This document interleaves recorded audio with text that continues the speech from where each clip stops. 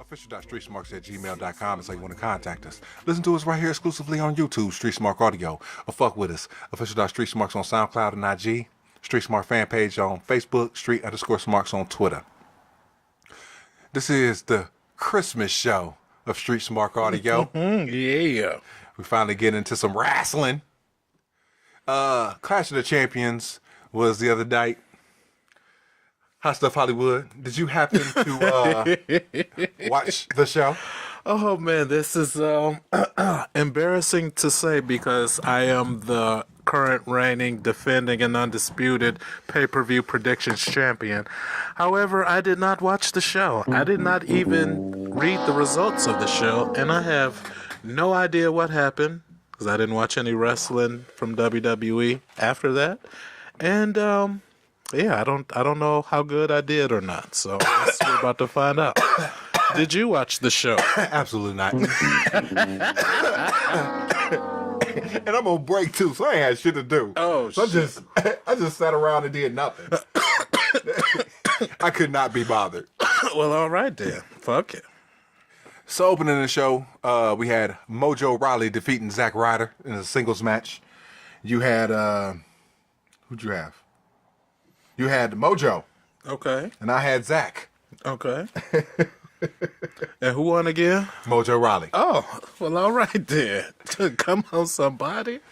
Dolph Ziggler defeated Baron Corbin Shut and Bobby the front Roode door. in a triple threat match for the United States Championship. Oh, shit. Nah, we both had Baron. Wow. Right. Talk about a swerve. Right, Cleveland's own. Dolph. There you go. It was popping. Cleveland got a win this week. The Usos defeated The New Day, Chad Gable and Shelton Benjamin, and Rusev and Aiden English in a fatal four-way tag team match for the SmackDown Tag Team Championship. I think we both had Usos. Both had the Usos. That was easy. Charlotte Flair defeated Natalya by submission in a Lumberjill match for the SmackDown Women's Championship. I think we both had Charlotte there. Very nice. Very nice. Charlotte. The Bludgeon Brothers repackaged Luke Harper and Eric Rowan defeated Breezango in a tag team match. Both had the Bludgeons. Nice. No pride. Kevin Owens and Sami Zayn defeated Randy Orton and Shinsuke Nakamura This was a tough one. in a tag team match with Shane McMahon and Daniel Bryan as a special guest referees. Had Owens and Zayn lost, they would have been fired for the WWE. Yeah, that didn't happen. Owens and Zayn's went over. I knew it. We both had OZ. Oh, yeah, because you, did you change? I changed the main event. Ah, okay. AJ Styles beat Jinder segue. Mahal via submission for the WWE Championship. And we both had Jinder. So you continue to be the current Arms in reigning, the air. Come on, somebody. defending Lay it on me. Street Smart Audio pay-per-view predictions champion of the universe. Oh, my God, that feels so good just to listen to you say that. That's why I am the man, because I keep my finger on the pulse of the wrestling community. I don't even have to watch wrestling because I am wrestling. I was brought up into this. Anyway, there was a time when I used to eat, sleep, and shit wrestling. It is in my DNA. It is in my blood. When I hawk loogies outside, too, wrestling comes out. When I watch a sad movie and my eyes sweat a little bit, and wrestling comes out. When I am cut and the red substance oozes from the open wound on my body, it oozes wrestling. And that's why I am the pay-per-view predictions champion, and I do it with pride, I do it with honor, I do it with dignity, and I do it with class. We got any more wrestling to talk about? Something's going on with Brock Lesnar's schedule, or there's an update or something. So, okay, so here is Brock Lesnar's upcoming dates for all the Brock Lesnar fans out there who might be curious. January 1st, he's going to be in Raw. January 8th, he's going to be in that Raw. His next appearance is January 28th at the Royal Rumble. He's doing a Raw in Anaheim, February 26th. He's doing a house show in Boston, March 30th. And his finally scheduled appearance as of now is April 8th at WrestleMania 34 in New Orleans. Question, hot stuff. Yes, sir. Do you go with Brock Lesnar going forward after WrestleMania? If I'm the WWE, If you're Vince, Paul, if you're in charge, what do you do with Brock Lesnar? That whole situation. with Brock Lesnar's apparent apathy towards being a professional wrestler yet again, me, no. At least not as my top guy, not as my champion, no. If I want to have Roman chase the belt, I'll probably put Braun Strowman in the Brock Lesnar role. Have him featured less. Have him unstoppable. And then, you know what I'm saying? And if I was Vince, I wouldn't be pushing Roman to begin with. But let's just say I had the Roman fetish he does. You know what I'm saying? I would His meaty thighs, you know what I'm saying? adorable hair. Braun would be the Uber heel. And then, yeah. So, yeah, I would not go with Brock Lesnar going forward. And plus, Roman and Braun have history, so it's not a hard sell for people. I just don't I don't feel that Braun Strowman is ready to carry the actual belt. I'm not a big fan of the two belts, but if you're doing the two belts, if you're doing a 2-belt deal, it gives you wiggle room to try untested guys in the top slot per se. So I get you running with a Braun Strowman title reign, but you know, my litmus test is, can this guy work up and down the card with everybody and it be compelling? Absolutely not. You know what I'm saying? That's fair.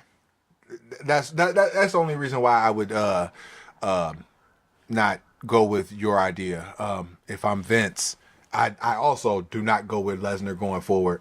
He's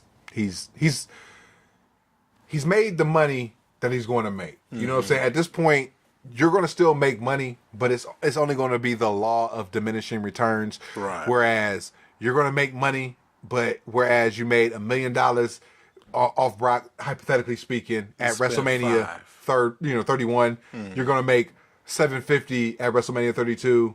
You're going to make $500 at 33. You're going to make $250 at 34. You know what I'm saying? The appeal has worn off. There's guys that could theoretically take his place. You cited Braun.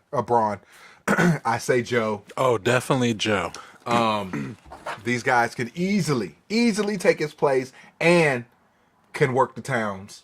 You know what I'm saying? Braun ain't working no town. I mean, Brock ain't working no towns. Except for Boston, apparently. Yeah, I don't know. Does he? I mean, he's a Minnesota boy, so it's not like he's close to home or anything when he's working at Boston. He must be getting paid a ton of money, or it's going to be filmed for something. Oh, that could be. It could be a network special that could be aired later down the line. right? You know what I mean? Yeah. I mean, Vince tapes everything, you know. So and that's smart too. Switching speeds for a second. I want to talk about a wrestling death that just happened recently. Tom Zenk. Oh, the Z-Man, he died? Yeah, Tom Zenk died. Apparently, it was from complications from HIV/AIDS. No way. No, I didn't know that part. I did not know. Get out of here. See a booty bandit? I wouldn't believe so. Only because Tom Zenk is part of the reason why I am the Fooch. I cite various moments in my wrestling viewership that formulated the Fooch, formulated the Scourge, and reading the Tom Zenk rants from 2002, 2003. He was like the first guy that was really in the business who railed against the business. Like, you had Bruno talk shit about Vince, you know what I'm saying? But he would still talk in veiled, hushed undertones about how Vince is a scummy promoter and everything like that. He did some shoots or whatever, and he shit on Vince. But by and large, when he went into the Hall of Fame, there was reported that Triple H wrote a check for $500,000. So it's not like Bruno can't be bought. to come back into the fold. Wow. Tom Zenk was blackballed from wrestling. Now, part of that reason, the HIV/AIDS complication, who's going to work with him? You know what I'm saying? Yeah. Especially in the 90s when it was a super huge scare. So he had it for a long time then. I'm not saying he had it for a long time, but I'm saying if that's the case, Oh, okay. who's going to work with him? You know what I'm saying? Undertaker didn't work with Cowboy Bob Orton during the Randy Orton feud because Cowboy Bob had hep. He had hep B or C, the blood one. Yeah, I heard about. You know what I'm saying? Well, I heard about him having the hep. I didn't know. And Nigel McGuinness, you know what I'm saying, ROH standout, also known as Desmond Wolfe in TNA, he had to leave wrestling, and it was undisclosed why, and it turned out hepatitis. You know, okay? So, Zenk being blackballed from the business, and now it coming out that he had HIV/AIDS, now it kind of makes sense why he was blackballed. Yeah. You know what I'm saying? Granted, he had railed against the business for years. You know what I'm saying? And he had a weekly website, TomZenk.com, and he would have his column, and he would talk, and he would go over the quarterlies once, because this was after 99, and after WWE went public. So all their shit was out there for everybody to read. And Tom would fucking read their quarterlies and everything like that, and he would just shit on them. And he would shit on Jim Ross, because at the time Jim Ross was the vice president of talent relations, and he was bringing all those goofs in from the invasion angle. You know what I'm saying? And blackballing people. Plus, Paul Heyman was blackballing people from ECW coming over to WWE. So at this time, we're talking about 01, 02, 03, a lot of guys couldn't work in WWF because they were being blackballed. Tom Zenk was already blackballed, so you had got the big, it was like the first big, eruption of shoot interviews. You know what I'm saying? Like Tom Zenk had his website, Ultimate Warrior had his website, Honky Tonk Man had his website. You had RF Video doing shoot interviews. Rob Feinstein, who also got caught up in a child pornography scandal. Shit. We'll go into that later. Table that. We'll come back to that. Feinstein, pedo. Yeah. So like all these things were happening at the same time, and Tom was really at the forefront talking shit and really raging against the WWE machine. And just so happened to just stumble upon this page, fucking around on the internet one night, and I'm reading about how this guy who used to be in the business is just shitting on the whole invasion angle. He's shitting on Triple H. He's out in the relationship of the real life relationship of Steph and Hunter in 2000. This is before it even broke, because they got married in 03. They were kayfabe married and everything like that in the relationship, but it never really broke. And then he talked about the China getting terminated from her contract and everything like that, and the whole infidelity angle of the Triple H Stephanie relationship. You know what I'm saying? Because Paul was fucking China, apparently. You know what I'm saying? Oh, I know. Apparently, there was a couple. And then finagled his way in and started fucking Stephanie. Mm-hmm. Steph, being Stephanie, ended up firing China.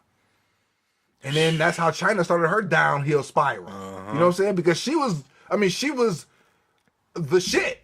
Oh, I love China. She was definitely promoted. The ninth wonder of the world. I mean, who was the eighth wonder of the world? Andre the Giant. As you know. Uh-huh. You know what I'm saying? So to be called the ninth wonder of the world and to subsequently be erased.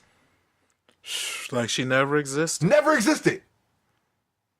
There's some kabuki-ish shit going on right there. Kabuki-ish. But again, this is something that Tom Zenk was highlighting. You know what I'm saying? This is something that Tom Zenk was exposing back in 01. And then all of a sudden, in 03, I read a fucking his weekly blog post, as he usually do, and he wrote a story. And it was this lewd, it was nasty. Oh. It was this kayfabe story about him meeting Stephanie in a bar. Huh. Okay? Uh-huh. And he talked about how he brought Stephanie back up to her hotel room, and he ended up having sex with Stephanie. Now, this isn't a real story. Kayfabe, yeah. Kayfabe. Uh-huh. All of a sudden, the whole website got shut down. Really? And it never came back for years. Wow. And then it came back after about 2 or 3 years. Uh-huh. And then the blog shit was gone. You know what I'm saying? Wow. So I don't know what happened after that. He just disappeared from everything. He just had his TomZenk.com, and he could buy his wares and shit like that, but no weekly blog posts. That was it. You know what I'm saying? There were rumblings and stories that that WWE had filed a cease and desist. Uh-huh. You know what I'm saying? And it would make sense because I'm telling you the story that I read, and I went on the archive.org and I tried to pull as many Tom Zenk rants, and I have about 100 of them. You know what I'm saying? For about 2 years, I got 2 years worth, but I don't have the last few because those were like, they were nasty. So they're not on the Wayback Machine? They're on archive.org. If you go to archive.org and type in tomzenk.com, it'll take you to specific moments and specific snapshots of his website, and you can type it. I mean, you can then click on the links, and then some some of the blogs are up. And then from there, it has the archive links. So you could, some of the archive links work, some of them don't. Shit. You know what I'm saying? Like I said, everyone that worked, I copied and pasted them, and I got a file of all Tom Zenk grants, you know what I'm saying, on my computer. You know what I'm saying? You have to read them. It's like stepping into a time machine. But it's like stepping into a time machine and then going immediately down the rabbit hole of wrestling. Holy moly, in 2001 and Yes. shit. 2001, 2002, 2003. Like I said, I'll try to find it offline and then have you read one or two and see what's popping. But yeah. Oh man, that sounds intriguing. But that's my tribute to Tom Zenk. He pretty much helped formulate me and formulate my opinions on wrestling. So this is post WCW when he was teaming with Flying Brian. This is definitely after that. He recounted stories of Flying Brian having sex with Marlena Nice. in a gravity upside down, like they were suspended. They were suspended from a bar and they were held on by their ankles and they were having sex upside down. And Dustin married her. Save that bitch. Oh man, yeah, another one with the reputation of being a ring rat. They're all rats. Oh man, yeah, don't. And Except for Molly Holly, apparently. And she ain't in the business, so obviously there's got to be something to that. And don't get me wrong, I know we're all guilty of trying to save hoes at some point in our lives and stuff, but it's time to stop. Like, You got to come home from the fair at some point, man. You can't be out here saving these bitches. it's not worth it, yo. So yeah, look what happened to Dustin. Look what happened to every other person who tried to. Steve Stone Cold, he ended up beating his bitch. Just so happy he was the biggest wrestler in the world. So Right, he you was over able to there keep it saving on the low. Mongo's ex-bitch. But yeah, you know what I'm saying. Don't nobody talk about that shit, though. Everybody still talk about, oh, Stone Cold is a legend and shit. Nobody talk about how Stone Cold be beating up bitches and shit. Because, again, top guys. Yeah. It pays to be a top guy. Hopefully nothing happens to us for continuously dragging it up. But hey, Man. go in there. It's on public record that he beat a bitch up. That's the only reason why I know. You know what I'm saying? Look, come on down to Cleveland, Ohio. I mean, it is what it is. I'm not friends with Stone Cold. I will beat that stack of dimes neck up. Even though Stone Cold did tweet me back one time. Because I had made a tweet I'll never forget. So I had tweeted something to the effect that Stone Cold didn't never wrestle Hulk Hogan because he was scared of him. Ooh. And I tagged Stone Cold in it, and he tweeted back, "Yeah, right." And then I, like a goof, I had no idea what to say. So like a goof, I tweeted back, "Thanks for putting me over, Steve." You know what? That is a perfectly acceptable response. 3 stars. Well, thank you. Because all these years I've been kicking myself in the ass like, oh, that was stupid. Nah, look.